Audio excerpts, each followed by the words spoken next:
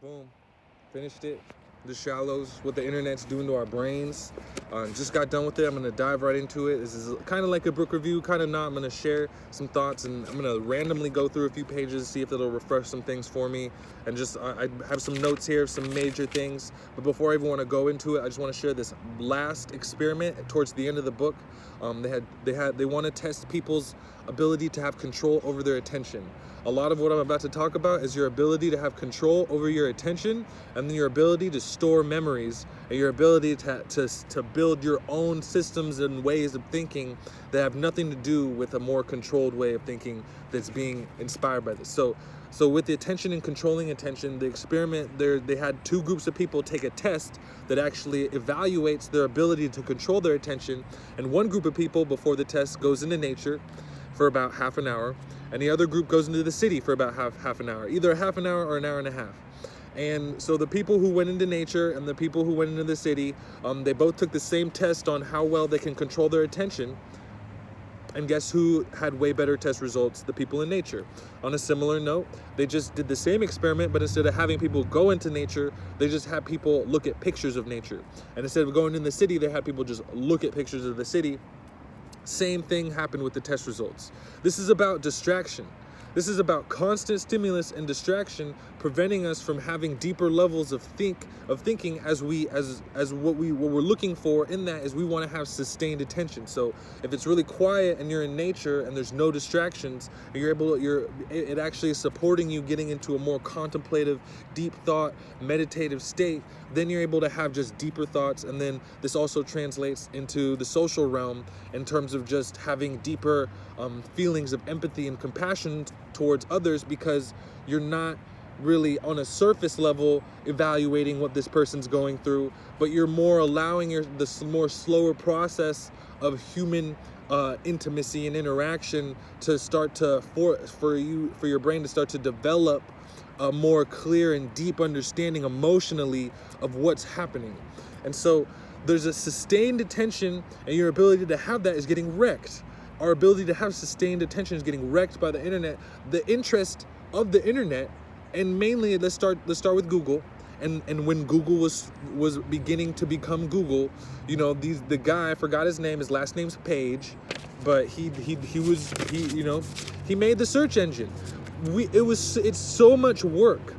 The analogy is like there's a ditch digger, and there was a ditch digger doing it with a shovel, and him ditch digging with a shovel, he was so strong.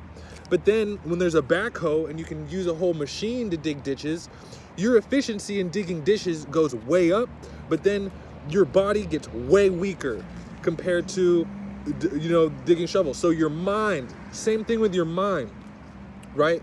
If you actually have to do the research yourself and do the thinking and hold memories yourself instead of putting memories on to outsource your thinking and outsource your critical thinking and outsource your memory holding capacity to technology and computers, it's those things. You do that.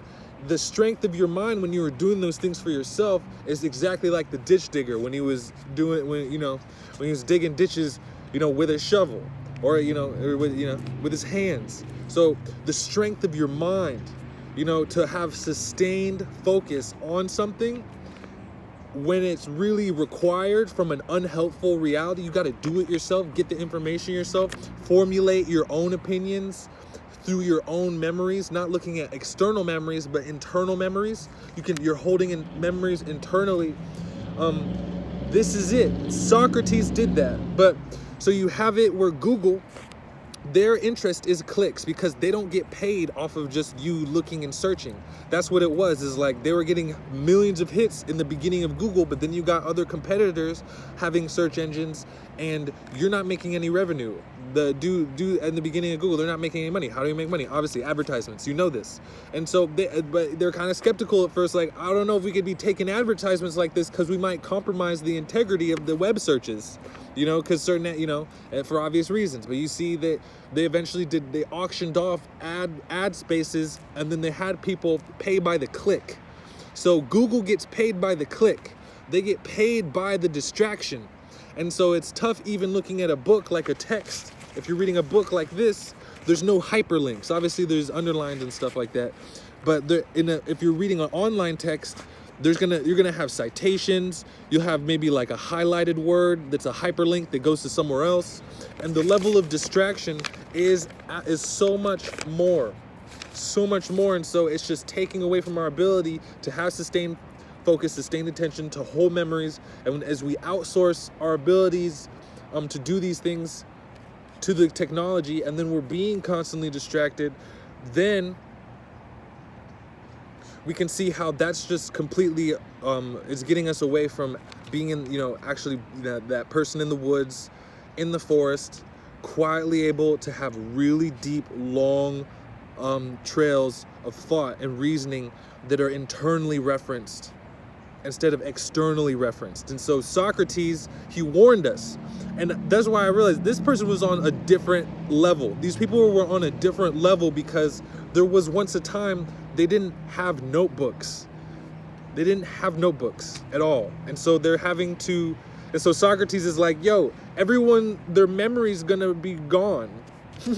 and it's funny because he said it like so long ago, but the level of consciousness that these people were at, like, I'm looking at the brain and how it has a potential, and I'm gonna talk about neuroplasticity in a second, but the brain really has an infinite potential for its ability to hold memories and be internally referenced as the self is making all these connections with its environment, and these connections hold, and you can form long-term memories and things and you build these things, but there's no limit to your brain's capacity to do this even more and more.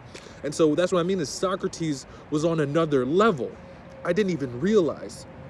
And so it started so we have the history of now is information or intellectual technology. So the first intellectual technology, that was the clay tablets.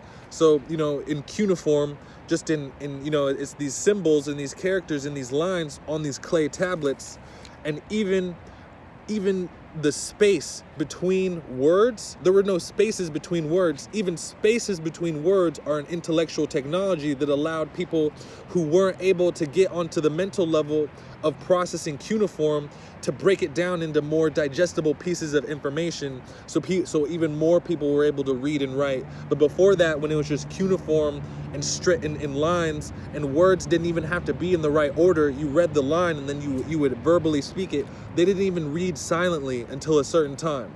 And so the first information technology was the tablet, then it went to the scrolls, and when people had scrolls, and then there was a better technology of another more easier to make paper. And then on that paper, then there were maps. There was cartography, like with maps. So people's spatial awareness of their reality, their connection to their environment, was one thing before maps. But then when they started to look at maps, they weren't looking at the environment and what the environment that's actually there. They're looking at the map. And so it's putting this layer in between the person and the environment, and it's an artificial intelligence. So this is all about artificial intelligence, even from the clay tablets to the scrolls to the paper, and then even to the typewriter, the printing press, right? And so Nietzsche was one writer. He actually got so sick he couldn't write. Like, it was something to where one of the best writers in history, he was one of the best philosophers, I'm pretty sure, or writers, and this man literally he came down with a sickness that he was trying to get on top of for so long, and it got to the point where every time he tried to write, he got like vertigo, and he would throw up. He would get sick every time he tried to write with his hand because of just looking at paper and writing, and how the sickness was dealing with his body. He got sick even writing, so couldn't write anymore. But this was around the time there was a typewriter. It was like this ball typewriter, and so he was blind. He basically was kind of blind too. So now he went from writing on hand to writing on a typewriter, and his friends and everybody noticed, like, yo, your prose is different. The way you're writing is different. And so I'm talking about how technology changes the way we think. First, we make the tool, but then the tool makes us. First, we make the technology. First, we program the technology, then the technology programs us, because us having to go through different mediums of information technology or intellectual technology That's rapidly changing the circuitry of our brain and actually how it works and processes, and it's completely neutral. That's what, you know, this is, there's two sides that people will naturally go to of either like, oh, technology's good or technology's bad. But it's just the technologies themselves are neutral. Our mind, or the human mind and brain, has an infinite capacity to adapt. So it's more so how we're adapting to those is going to unfold. But there are severe consequences just to our memory and our thinking abilities that we're not paying attention to. But the current of information flow is just so strong from the internet to be a radical against the internet taking over our humanity. That's like trying to just row up a really fast, you're going the opposite direction against a river that's going this way, but there's a few people on this boat, and it's a really hard push to get up the river with a very few amount of people who are opposed to the internet, to just letting the internet make our lives that much easier. Here's another experiment, you know. The experiment was just in terms of having a program. It just was supposed to actually exercise your logical reasoning abilities. You know, there were just these balls that needed to be placed. You know, these balls needed to be placed in a certain arrangement, and certain balls can be moved at a certain time. And so there's one group that has the program, and they're working the program. They're playing it like a game. And it gives like really helpful cues and hints on how to actually do what you're supposed to do. And then there's an unhelpful program. It's the same objective, but it's completely unhelpful. There's no cues or hints.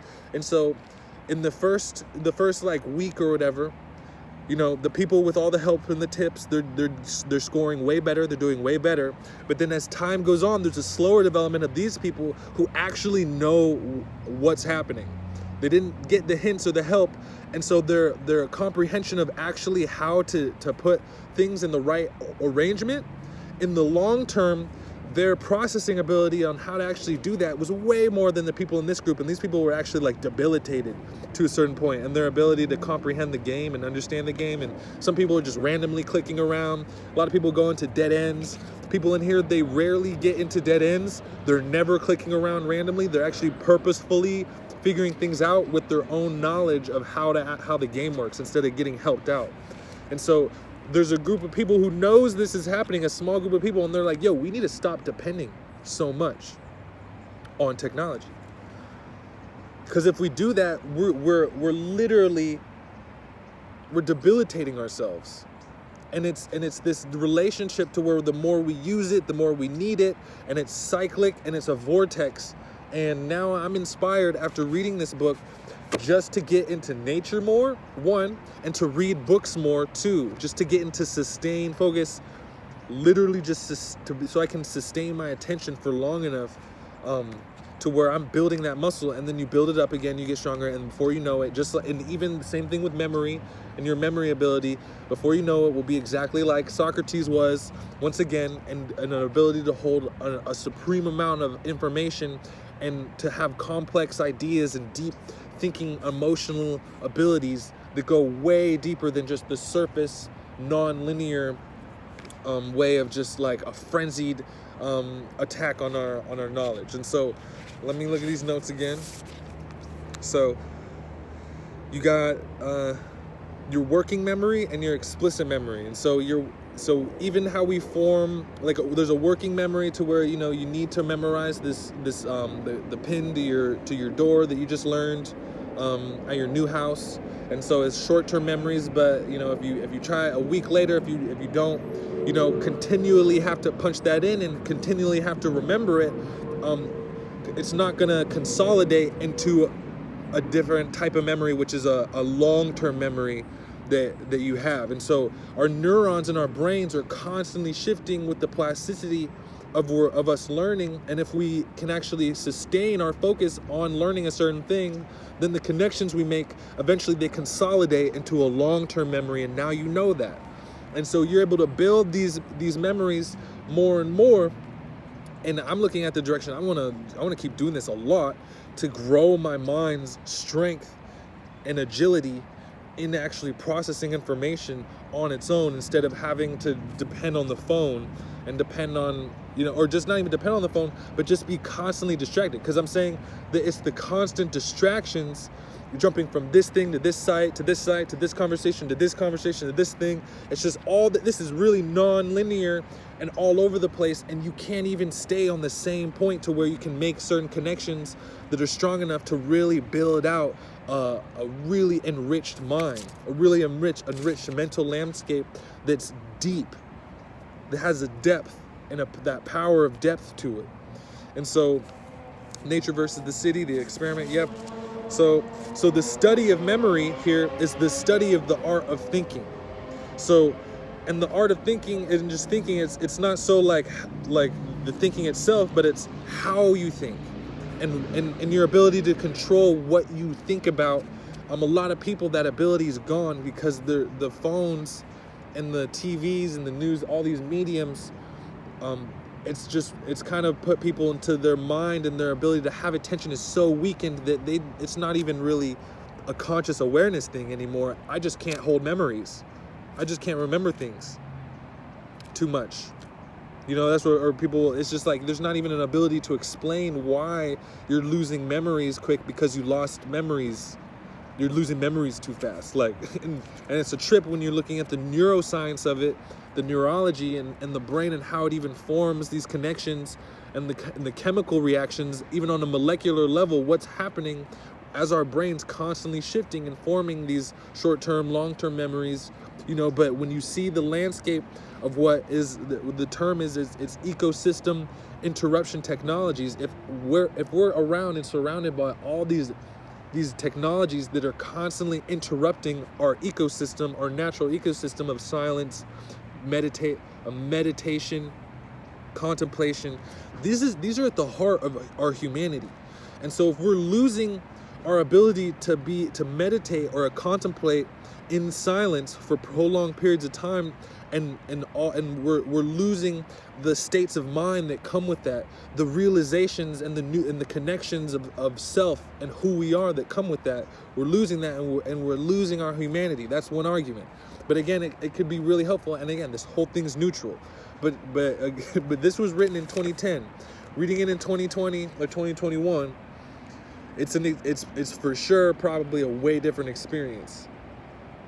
It's for sure probably a way different experience than reading it in 2010, because you're like, oh, okay, maybe this is gonna happen or not. But if you're reading it now, damn. And in just my personal experience, just reading this book, this is the first book I read front to back. I mean, I read a few this summer, I'm not gonna lie. But that was like maybe a couple months ago, the last book that I read. But when I hadn't been reading books for a while, I just forgot the benefits, how refreshed my brain feels from just being able to put prolonged attention into one thing for a really long period of time, when the mind is really wanting to get pulled into checking the phone, checking the email, checking the messages, going on, social media, whatever. Because those are distractions, and those are preventing me from consolidating the connections that I'm making from this book to where I can actually let it land at a deeper level. So you had these things happening. So this is sort of like the last thing, and I'm doing my best to compress all this information. I think it's going well. Let me just read a few random things, non-linear. So tighter scheduling and synchronization of work, transport, devotion, even leisure, provided the impotence for rapid. Okay, so let me finish.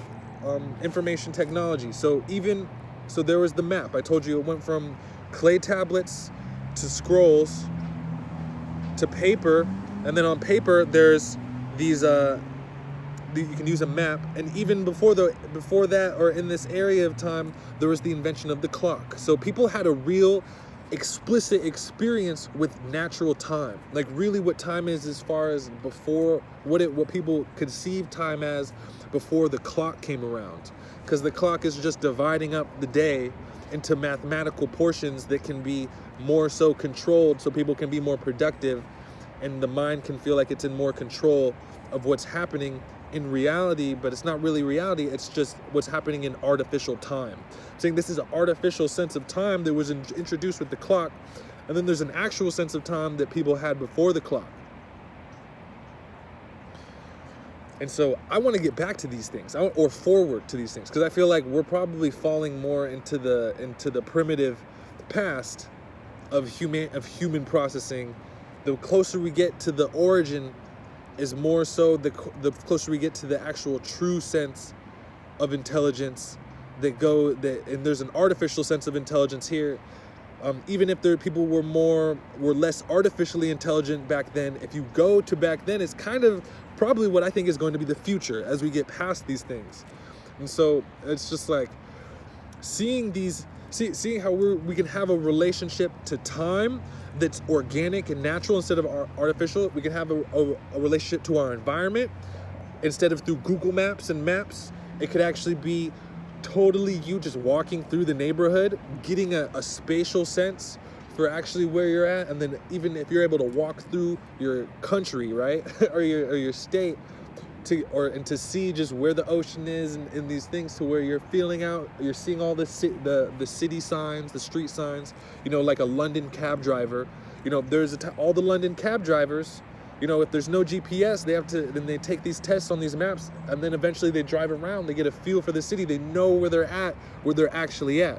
But if cab drivers in London start to use GPS, that part of their brain that's actually super strong, which is actually the hippocampus is super strong, is actually going to weaken. It actually gets weaker and weaker if they have to depend on GPS for where to go instead of actually like knowing themselves. And so there's the whole process of knowing. There's wisdom itself that actually starts to synthesize through deep thinking and knowledge as you're comparing and getting these perspectives on your own, holding your own memories about them. You're getting another type of wisdom that is, again, a part of our humanity and who we are, to where we're able to, navigate, with efficiency on a spiritual level even. And so the sense of time, the sense of space, these things and where we're at, we've lost touch and become numb. And then there's a physiological correspondence even to the parts of our brains that are being strengthened, that are being overloaded with information, a certain type of shallow information, or and the way that information gets transferred and stored into memories, and how all those processes are happening. They're being strengthened and weakened simultaneously at different levels. Again, this whole thing's neutral. So now I'm looking at, how do I fit into this and keep growing in the direction of more personal empowerment and strength on the mental level, that's more based in a true sense of reality instead of an artificial sense of reality, because the artificial one is very shallow, very surface level, really spread out all over the place, which also there's a place for this, and then there's a place for really long sustained thought. And I'm imagining it's probably going to be a balancing of those as our whole physiology actually is evolving along with the technology that we've programmed, that's programming us. But if we don't proactively lean into the growth and lean into finding that balance, so we can maintain our humanity in a way that's actually still progressing with technology, but not getting completely determined by technology. And so I want to probably make another video, just more. Actually, I'll probably just draw on this information as I just practice more and more of just having sustained focus, not being on my phone as much. Really, that's just what I want to get to, and to work on my memory. But I'm gonna be reading more books. I feel like the best way I can start right now is just to pick up another book and just get more and more used to just sitting down and spending hours at a time reading whenever I can, or really whenever I can. And then when I'm doing things out in life and I'm still working on my brainwave states, my trance states, my inner spiritual experience, as I'm getting into moving more inwardly instead of being outwardly influenced. I'm more so wanting to be the cause of the outward thing through me going inward and releasing whatever trauma really that's there. But just through all of this, I'm just going to incorporate more reading and then more of an awareness about how this is happening and how I can actually strengthen my mind instead of have it weakened. strengthen my humanity instead of have it weakened by technology. And again, so it's just really going to be a balance. I didn't want to make this video too long. It's under 30 minutes. I was trying to get under 15, and I've been talking nonstop, super fast, just to get a scope of what's going on. Again, I'm going through random pages. So the downplay of power technology, believing tools to be neutral artifacts, entirely subservient to the conscious wishes of the users. Our instruments are the means we use to achieve our ends. They have no ends of their own. So again, I'm just looking to spark an idea, maybe the last few ideas before I end the video. Because, I spent a lot of time, there are a few periods I just didn't read this book because I was distracted, right? For days at a time, just on the phone. Really anxious and things like that. I want to see if I can find maybe 128, so...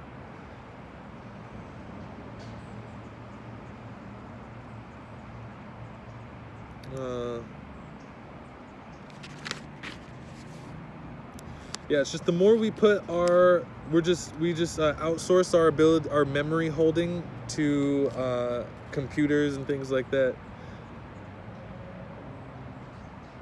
We're really giving up that power. We're giving up that ability to the computers, and it could just free up space for more daydreaming and more creative endeavors. I think that's another thing on the other side. That's why I keep saying it's neutral. Yeah, switching between two tasks short-circuited their understanding. They got the job done, but they lost the meaning. Yeah, so losing meaning, losing purpose, automatically carrying out decisions based on what the computer is prompting.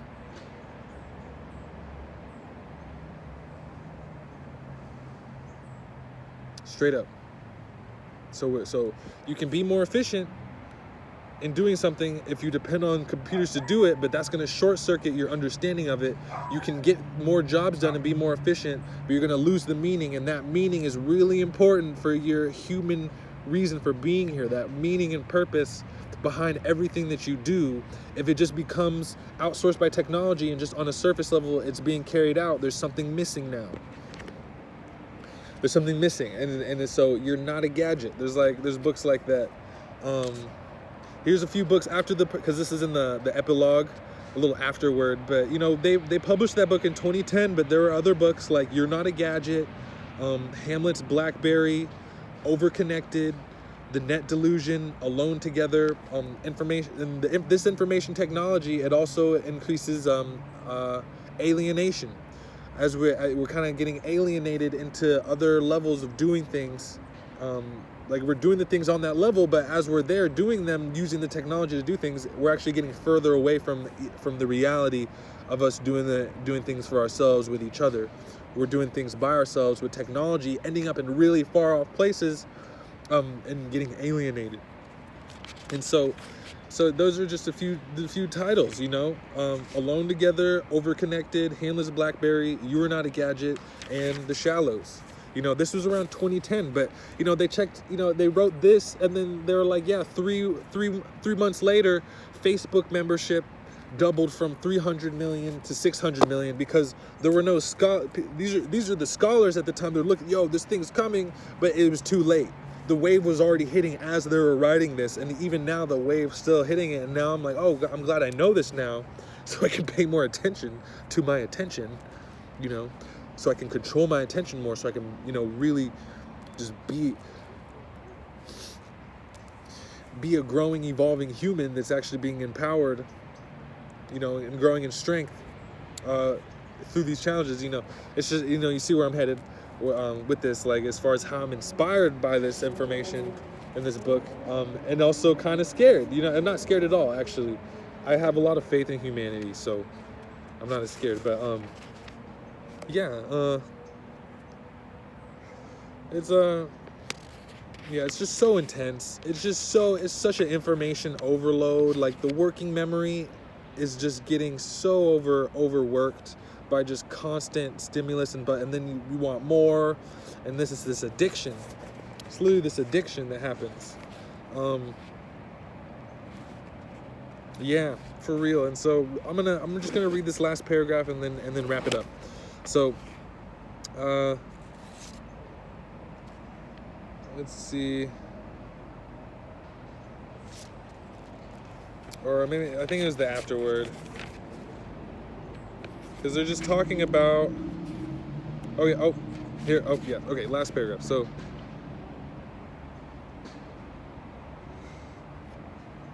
these writers are certainly correct in arguing that we're being molded by our new information environment. Our mental adaptability, built into deepest workings of our brains, is a keynote of intellectual history. But if there's comfort in their reassurances, it's of a very cold sort. Adaptation leaves us better suited to our circumstances, but qualitatively, it's a neutral process. What matters in the end is not our becoming, but what we become.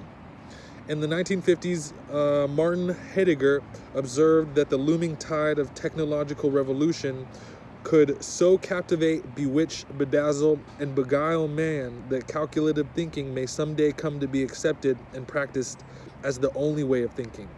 Our ability to engage in meditative thinking, which he saw was the very essence of our humanity, might become a victim of headlong progress. The tumultuous advance of technology could, like the arrival of the locomotive at the Concord station, drown out the refined perceptions, thoughts, and emotions that arise only through contemplation and reflection. The frenziedness of technology, Heidegger wrote, threatens to entrench itself everywhere.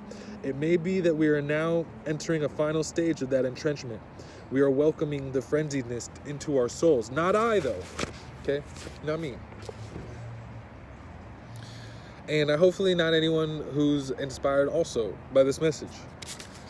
It really is just, so contemplation, meditation, probably should prioritize these things at the beginning of the day. I want to pick up a book at the beginning of the day. If I don't pick up a book, at least I'm getting up, doing my breath work, breathing, and just getting into the contemplation and the meditation of who I am and what life is. And then later on in the day, hopefully later on in the day, like maybe a few hours later, maybe even afternoon, I pick up my phone for the first time. But again, it's just tough for a lot of people because of the entrenchment in the society now that people need computers as a part of their job and things like that. See if you can set a goal to eventually make your way out to nature on a more long-term basis. Like myself, I'm saving up right now to get my own land as soon as possible, and that's going to include, solar panels somewhere near water, solar panels, water source, and then, I could just start, getting into that. But that really is, I just don't have the funds to do that right now, and I'm in LA, but again, saving up. If you wanna support me, please consider tapping into the Patreon. It's Tao Town, so we're going deeper in just the spiritual lifestyle of breathwork, Tantra, Taoism. These things have been huge for me even before I read this book. This is really supplementing the knowledge base I already had, those connections I already made. That's what it should be. You should just keep making connections and building your knowledge. But even that itself, because that's what the Tao is about, is like even knowledge, it's endless, getting knowledge makes you ravenous for more knowledge, things like that. So there's instead of not thinking, it's the non-thinking, instead of doing things, it's the non-doing, stuff like that. But in practice, in your life, no matter where you're at, but then in a spiritual sense that actually spans across lifetimes. So please consider checking out the Patreon, the Tao Tao Patreon. We're in there, and it's a conversation we're gonna carry as long as we can in this direction. But other than that, I really hope I trust that whoever was supposed to enjoy this book review was able to, and I'm gonna keep it like that. I'm not sure if there's anything else. I'll wait another 30 seconds or something in case anything else pops up. But otherwise, leave any comments below of your thoughts. If you have any thoughts or comments or anything you want to share, please feel free to drop a comment below. Hit the like button. Subscribe. Tell other people to subscribe. I'm gonna get another book on. I'll do another book review. I'll probably maybe I'll put up a few books for my Instagram followers. Also, I'll put my Instagram down here too. But I'll put a few books for my Instagram people to choose from. What should I go into next? and I have a way better idea for how I'm gonna be able to take notes and stuff. I didn't take as many notes as I wanted to, but I have a way better idea for how I can get even more into taking better notes and stuff, and then sharing info about this. So yeah, Patreon, Instagram. Trust you're inspired. Trust you enjoyed it. If you were supposed to, if not, whatever. Yeah, have fun. Peace.